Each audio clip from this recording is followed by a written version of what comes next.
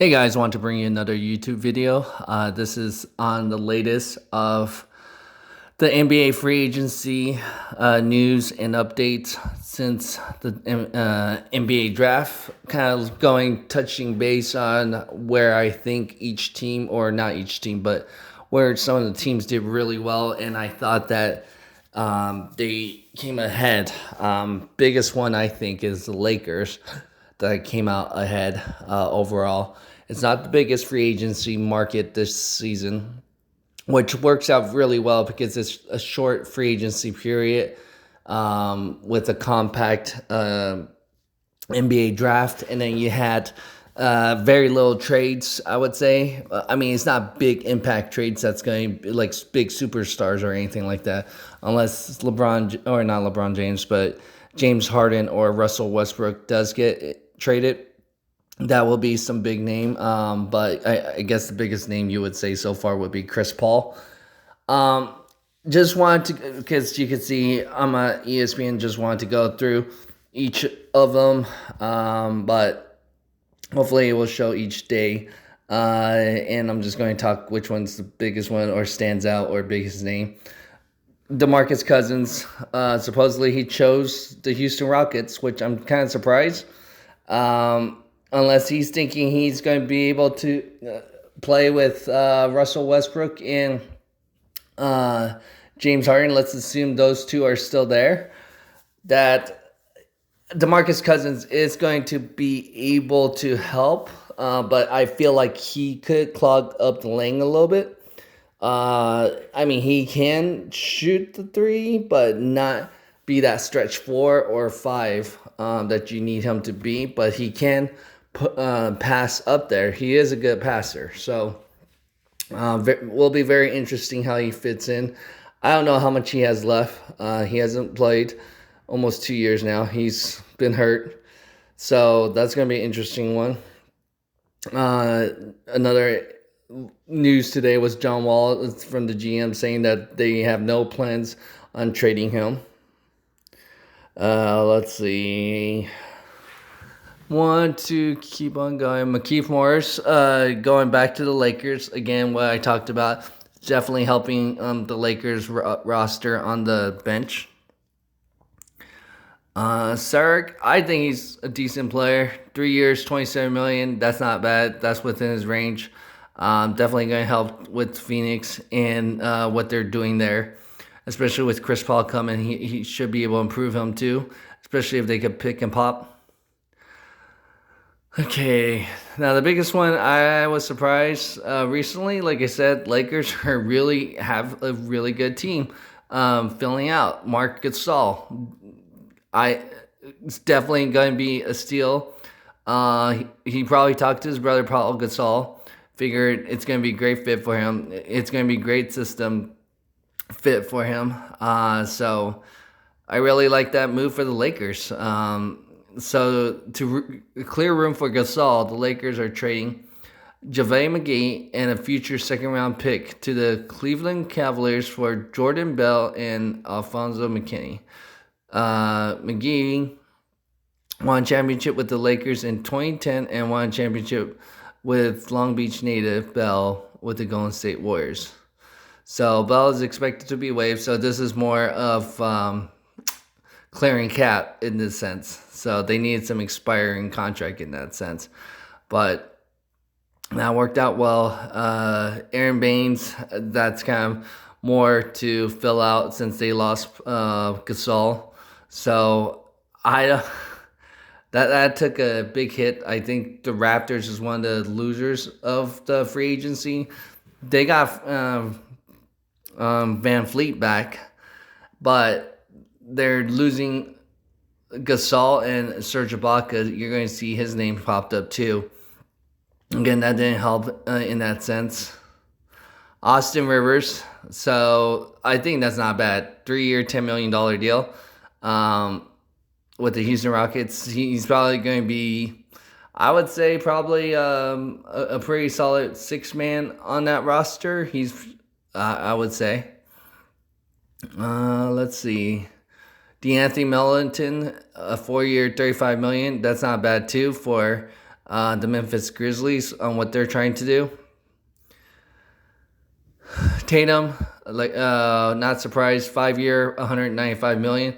I noticed that some of the not big names, but like some of these players that I would say that's close to being that superstar, pretty much knew or thought should sign that contract just in case with last season with the pandemic and then with continuation of this season where they're not probably going to have a full arena, that hey, the salary cap's going to take a hit, so it might be better just to try to get that money just in case you're not that top tier where you might lose some money right there. So it's going to be again interesting with that super max with Giannis. If he's going to sign with the Milwaukee Bucks, that's what's going to be very interesting. If he does not sign, that's telling a lot that he is willing to leave that money on the table and go somewhere else to try to win. So that's going to be very, very interesting there, like I said. Let's keep. Now, Bogdan, that was very interesting. You're telling me he had a chance to go to Milwaukee, but he instead chose the Atlanta Hawks.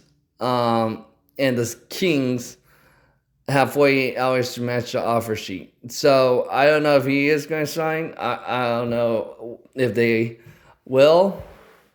But that's something I thought Bogdan should have gone to Milwaukee. I know that they talked about it. There could have been tampering and all that they're still investigating between the Sacramento Kings and Atlanta Hawks. But again, if you're a player, you're trying to get probably the best of both worlds, try and win a championship, gain the endorsements, get that money right there. But you're not going to win a championship with the Atlanta Hawks. They're not ready yet to win a championship. They can get to the playoffs. I think they'll be a playoff team with the changes and everything they've done. But I don't think they're going to win a championship in that sense. Let's see. Next. Donovan Mitchell, another one, like I told you, kind of close to that superstar. But again, taking the money, which I think you should right now because of everything going on. You probably want to take that money if you know that you want to stay there. Unless you think it's a horrible situation where you should go somewhere else. Sergio Baca, again, he's being reunited with Kawhi Leonard. That's a pretty good move. Kind of interesting, again, how some players from the Lakers have Marc Gasol, a former Raptor, and then you got Sergio Baca now going to the Clippers. So that should help enhance the rivalry there, like what we're going to talk more about going down the list. Let's see. Jeff T going to the Boston Celtics. In the past, that would have been a big thing, but again, that's going to be helping the bench there. Lawrence Noel, that's another 1-year deal with the Knicks. The Knicks are just trying to make sure they have that salary cap for any trade or anything like that they're looking forward to. Caldwell Pope agreed to a 3-year deal worth $40 million. 27 years old.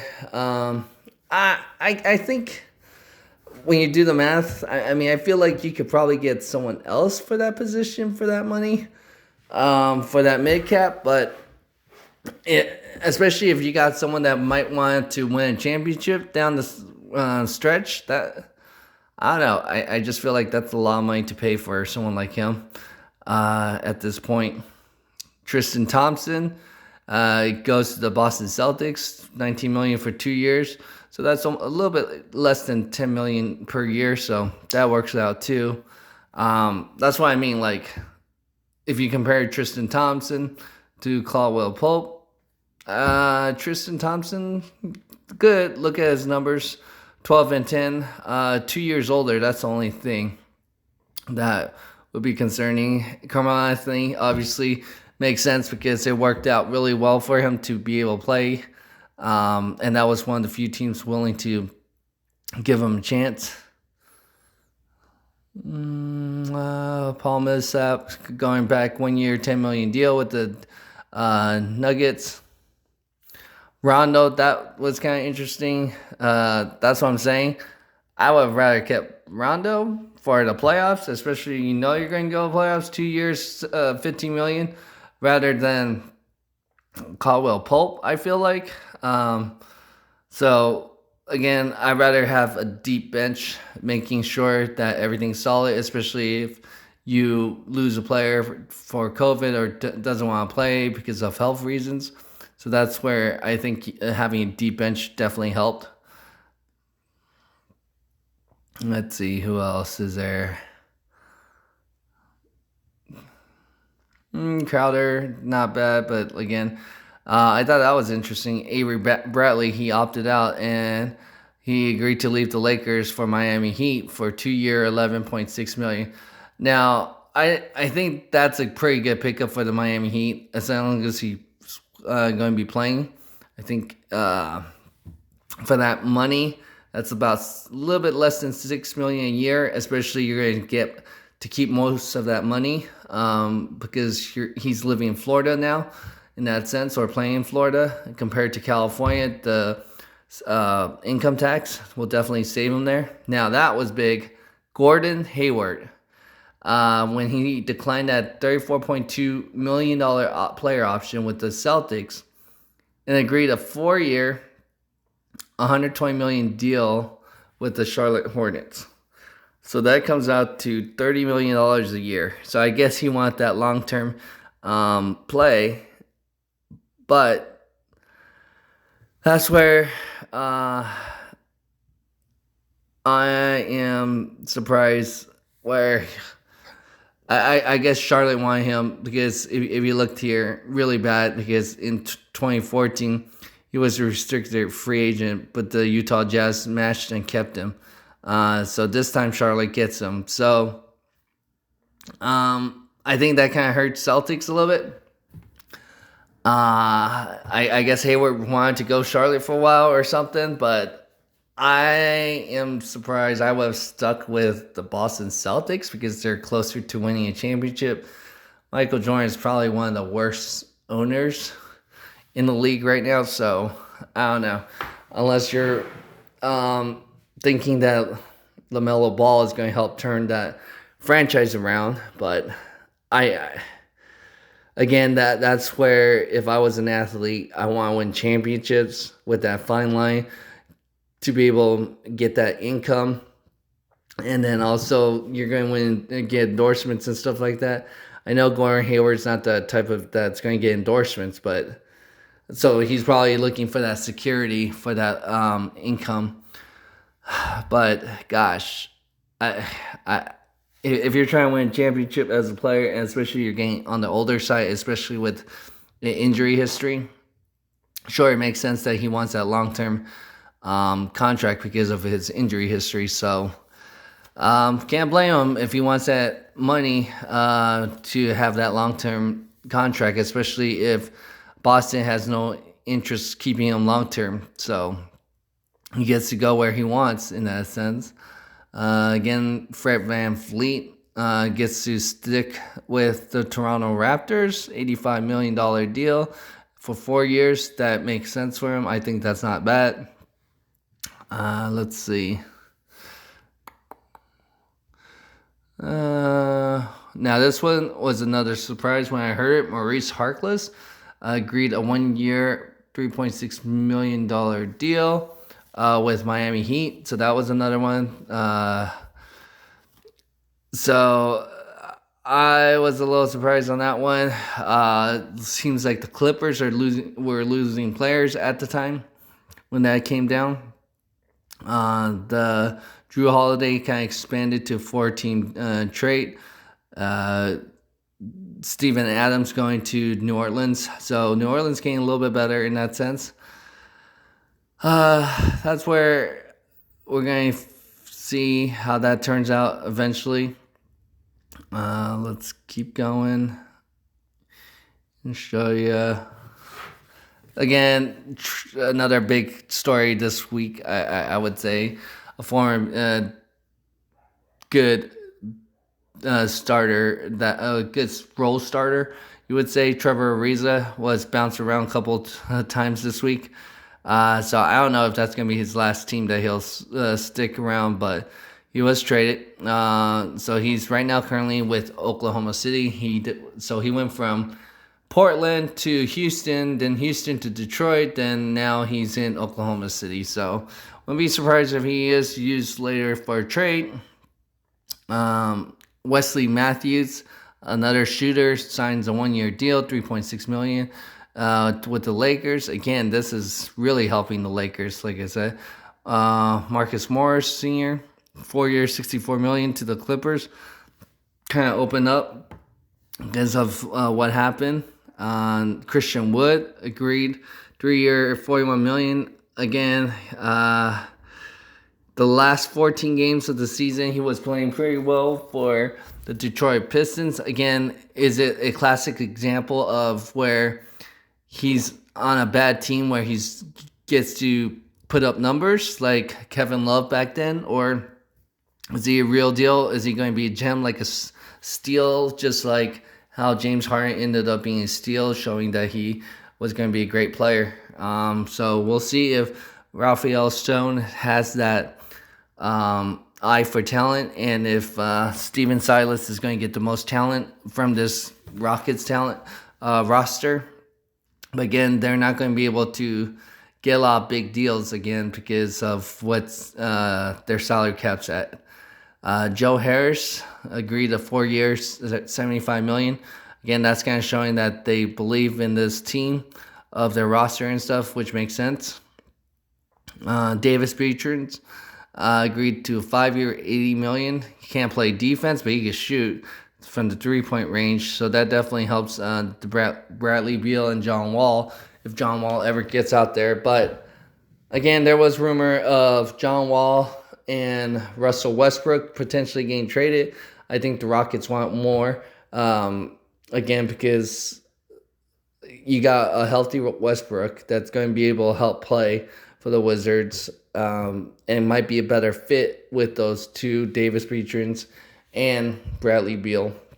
And so again, if I'm the Rockets, I wouldn't mind taking John Wall for Russell Westbrook, but I want a lot more, like maybe assets, where like draft picks, in case this doesn't work out. Pretty much you're paying for those assets, like you're paying for those draft picks, since you got rid of so many draft picks. And so I think that's where I could see why the deal fell apart if it was supposed to be a straight up trade, and that won't work out very well. Monzell Harrell, again, signing with the Lakers, 2-year, $19 million. I don't know how they got the Lakers front office. Wow, they were able to pull off some great stuff starting on day one of free agency.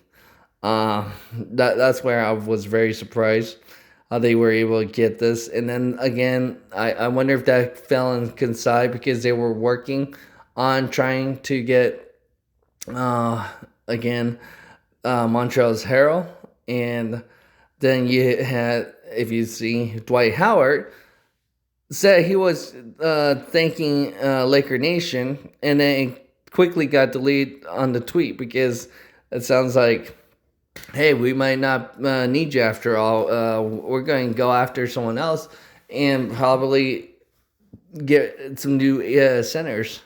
So, again, I have more respect for Dwight Howard play in his role. He showed what he had left. He definitely helped the Lakers win that championship.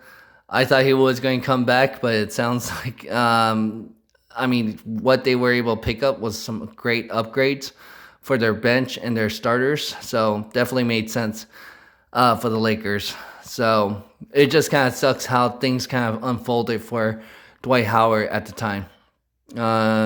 Gallinari, again, 3 years, $61.5 million for the Atlanta Hawks. Again, the Hawks, again, should get into the playoffs, I think, with what they've done. Let's see. Derek Favors going back to the Jazz. De'Aaron Fox agreed to a 5-year, $163 million. Makes sense. Again, that like what I've been talking about, Taysom Hill, um, Tatum, and then also you got to think about Mitchell. Those and Fox kind of following that same contract and getting that money. So it kind of makes sense that those type of players need to get their money now. Since again, with the salary cap could be changed. Let's see. I think that was mainly the Pistons kept adding some big guys. They were like very unusual with what they were trying to do. So I thought that was kind of interesting what Detroit was trying to do on adding these different players. Didn't make sense. So I think that's about it. Again, it wasn't like a crazy off season. I think it's just right because we're saving for next year. If again Giannis does not sign, that's where you're going to have the biggest name you could possibly have, and the craziest free agency period in that sense. So, again, I think right now the biggest winner by far you can think of is going to be the Lakers with what they were able to add and accomplish. Then I would say the biggest losers. I feel like there's more losers than winners. You got the Pistons. I don't know what they're really doing. They're adding so many similar players in that sense. And then they made so many different small trades. Then you had, I would say, Clippers. They lost some big names that came off the bench and stuff like that. So that definitely didn't help. Who else? Yeah, I would say those are the biggest losers at this time. Unless another one I would say probably Boston for losing Hayward. But I know they got pretty far without Hayward. So in their mindset, probably in that sense, like, well, we don't really need him because we were able for in that sense. So, but I don't know how far they could get in that sense. Because you want to have as much bench and depth. Because look at the Raptors, they lost some. So I don't know if they're going to be the same team in that sense. I guess another winner you could say, kind of, the Atlanta Hawks, from where they should be moving or jumping. Because I would say you're going to look at the Atlanta Hawks, how they were pretty far down on the bottom on standing wise, and now they should be jump in that playoff tier. I think Phoenix Suns should definitely get pretty good, especially the way they were closing out the season. I think Chris Paul is definitely going to help that young squad. There wasn't too much action again on NBA draft. So, again, I think this is going to be an interesting time. And we're going to be waiting to see if there is going to be any movement with Russell Westbrook and James Harden. So we'll see if there is any movement there. I think that's the last two dominoes, I would say, you could keep an eye on. And then also Giannis, if he is going to sign that Supermax. So, and then the Golden State Warriors, I thought they were going to have the great starting five. But then that night of the draft, Klay Thompson was announced that he was hurt. Next day, we find out he's out for the season. So, hopefully he doesn't have, I would say the closest thing I could remember right now or think of is Demarcus Cousins. Right now, Demarcus Cousins has been out 2 seasons and was hurt because of similar injuries of the lower part of his body. So, again, that's kind of hard, especially basketball-related injuries. So those are hard to come by. Usually they're not the same type of player that way. So, but luckily with Klay, he can be a jump shooter. He is a good defender, so he just needs to get healthy again. Again, that's where Clay and Steph Curry was able to play off each other, where I think that's how Steph Curry pretty much got hurt, because he was trying to do too much by himself in that sense. So, yeah, I really thought the Warriors was going to try to contend against the Lakers in that sense. But we'll see where things go. I think overall, we'll see if ratings get better. If the season will start pretty strong, especially they're going to be starting a couple days before Christmas. So, and training camp starts about 2 weeks, I believe. So we'll see. Again, let me know what you guys think of this off season so far. Again, it's fast pace with the off season. So at least it's not dragged out or anything like that. It's just for these players. They got to get ready soon. But hey, they had that gap in between for last season. So go ahead and like, share, comment, and subscribe if you haven't. And if you stuck through it, you're definitely the most valuable audience for sticking around and watching through this video. Again, I do appreciate you guys and subscribing and supporting this channel and continuing the growth. Again, together we could build better tomorrow, and I do appreciate everything you guys do.